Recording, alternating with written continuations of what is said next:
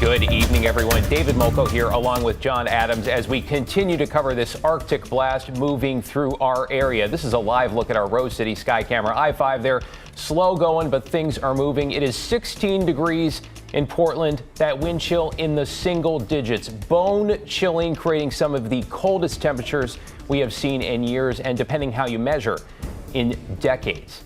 Well, thanks for joining us over the next hour. And tragically, we begin here with some sobering news that this storm has already turned deadly. One person from a suspected case of hypothermia, another when a tree fell on an RV and started a fire.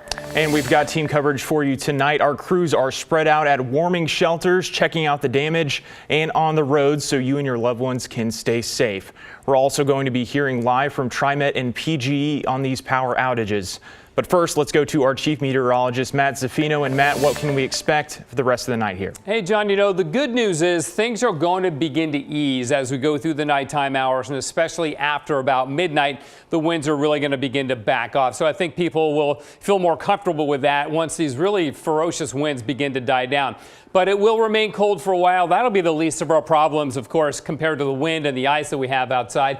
It is 15 degrees in Portland right now. The wind chill presently let's drop down to -5. That fluctuates by the hour, if not sooner or more frequently, depending on what the wind is doing. East at 28 right now out at the Portland airport. So it is very, very dangerously cold. Then, of course, there are the winds and the damage that has been created. The wind chills right now, 4 in Hillsborough, 3 in Aurora. It's -7 in Troutdale. And we look around the state, it's not quite as bad in some areas where the wind isn't so much. We look at Sun River with the wind chill of 25 below. Okay, so what about the precipitation? We had a lot of sleet, kept the snow totals down, but the sleet, of course, is slippery. The good news is when we look at Doppler radar, we're already seeing it lighten up and changing to snow, too. Within about the last hour, we're seeing less sleet, more snow, but it's becoming a lot lighter as the main band is shifted north. Now, we're going to get part of this pivoting back down south, so we're not quite done with it, but I think we will be done with the precipitation by about 10 p.m. This storm coming right in south of Newport, pretty close to where we thought it would be. So let's go through this by the hour. Down to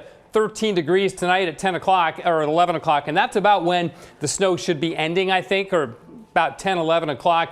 The winds will begin to back off after midnight. Now, in and near the gorge, they're not going to completely end, but they will back off. You can see in this map, the gusts 40, 50 miles an hour. We've had higher gusts, but by tomorrow morning, they're down below 30 miles an hour, which will feel a lot better. So snow sleet ending by 10 p.m. It's already beginning to wind down a bit, though. The winds will gradually ease after about midnight, still below freezing and breezy tomorrow, but the sun will come out. So better days and better hours ahead, guys. Music to our ears. Who knew 30-mile-an-hour gusts would feel a lot better? Thank you, Matt. We'll check